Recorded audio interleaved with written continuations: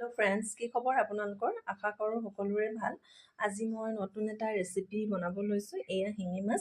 শিঙি মাছকেইটা পথাৰৰ পৰা ধৰি অনা হৈছে। এইকেইটা কেনেকৈনো বনাওঁ, মই এইকেইটা প্ৰথমে মাৰি ল'ব লাগিব। মই দান্তিয়ে বা কটাৰীয়ে মাৰা নাই।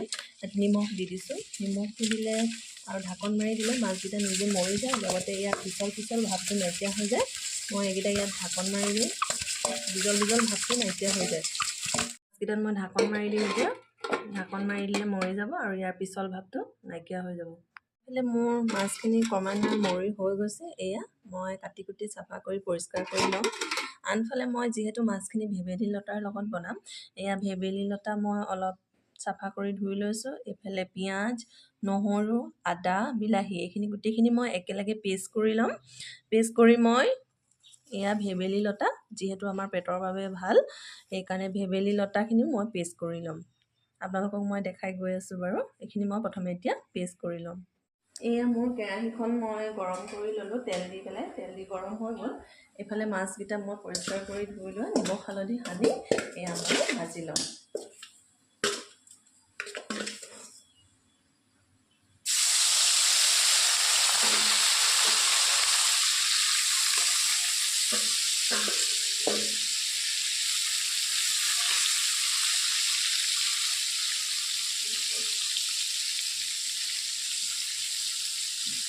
বৰ বেছি মই ৰঙচুৱাকৈ নাভাজোঁ, হাফ ফ্ৰাই কৰি লওঁ।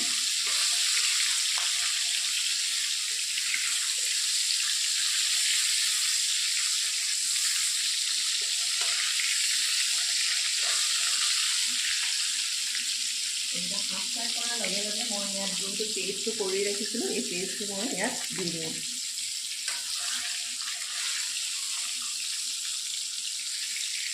যিহেতু মাছটো শিঙি মাছ হয়, মাজত কাঁইট এডালি থাকে, একেবাৰে কোমলীয়া মাছ।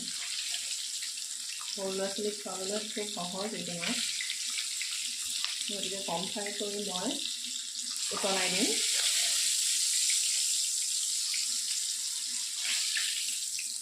ইয়াত মই কৰি ৰখা পেষ্টটো, পিঁয়াজ, বিলাহী, নহৰু, আদা দিয়া পেষ্টটো মই ইয়াত দি দিছোঁ।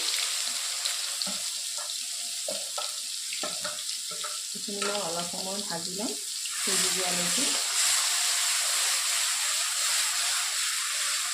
ইয়াত এতিয়া মই নিমখ আৰু হালধিটো এড কৰি দিম।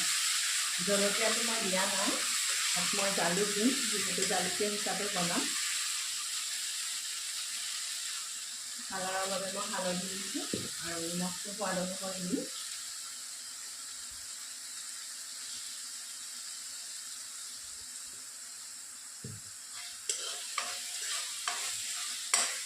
এইখিনি মই অলপ সময় 5 মিনিটমান ভাজি ল'ম। এইখিনি একেবাৰে সিজি যোৱালৈকে ইয়াৰ পানীটো শুকাই সিজি যাব লাগিব।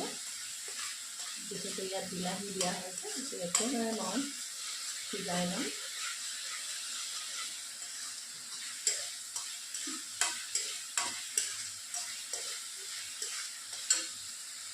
এইখিনি সিজি যোৱালৈকে মই ইয়াতে পেষ্টটো কৰি থৈছোঁ। এয়া ভেবেলী লতাৰ পেষ্টটো ইয়াত মই দি দিম।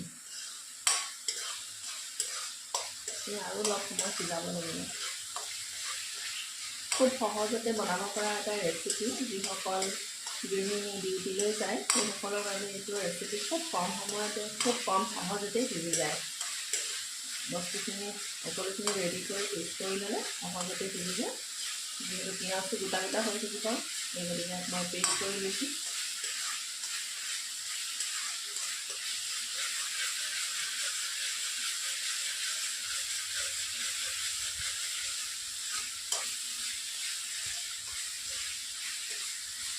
এইখিনি আৰু অলপ সময় মই 5 মিনিটমান সিজাব লাগিব।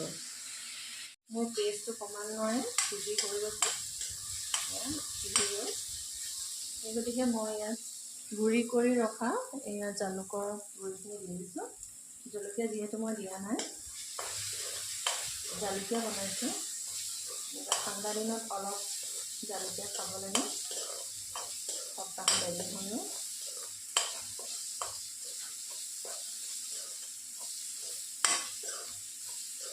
জালুকখিনি অলপ সিজিবৰ বাবে লৰাই দিছোঁ। এতিয়া মই ইয়াত কৰি ৰখা ভেবেলী লতাৰ পেষ্টটো দি দিম।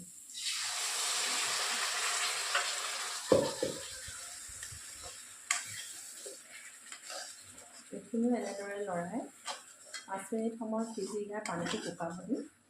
সিজি যাব তেতিয়া লগত পানী এড কৰি দিলে নিসিজিব। অলপ সময় মই সিজাই ল'ম। এইখিনি ঢাকন মাৰি ল'ম। গৰম পানী কুহুমীয়া গৰম পানী ইয়াত এড কৰি দিম।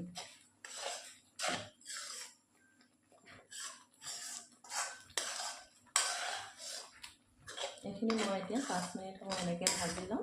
ইয়াৰ পানীটো শুকাই যোৱালৈকে, তেতিয়া ভেবেলী লতাটো সিজি যাব। মোৰ এয়া পেষ্টটো সিজি হৈ গৈছে সম্পূৰ্ণ, একেবাৰে পানীটো শুকাই গ'ল ইয়াৰ। সেই গতিকে মই কুহুমীয়াকৈ কৰি ৰখা পানীখিনি ইয়াত দি দিছোঁ। মিক্সি জাৰতে দি দিছোঁ হেৰি কৰি পেলাই। এইখিনি ইয়াত মই এতিয়া মাছখিনি দি দিম। মাছখিনি দি উতল আহিবলৈ দিম। উতল আহি ইয়াৰ পানীটো একেবাৰে শুকুৱাই দিম, যিহেতু মই মাছখিনি অলপ ভাজি লৈছিলোঁ। এইটো ৰেচিপি একেবাৰে শক্তিদায়ক ৰেচিপি, আৰু যিসকলৰ ল'ৰা ছোৱালী সেউজীয়া শাক পাত খাব নিবিচাৰে এনেদৰে খুৱাবলৈ চেষ্টা কৰিব পাৰে। এইখিনি মই এতিয়া ইয়াত ঢাকন মাৰি দিম। মই এতিয়া ঢাকন মাৰি ইয়াৰ পানীটো একেবাৰে শুকাবলৈ দিম। ৰেচিপিটো হৈ গৈছে, এয়া উতলি আছে, আৰু অলপ উতল আহিবলৈ দিম, সম্পূৰ্ণ হৈ যাব। খুব সহজে বনাব পৰা এটা ৰেচিপি হয়। স্পেচিয়েলি শিঙি মাছৰ ভেদাইলতাৰ লগত বনোৱা জালুক দিয়া ৰেচিপি ৰেডি। এইদৰে আপোনালোকেও ট্ৰাই কৰিব। আজিলৈ আহিছোঁ, বাই বাই।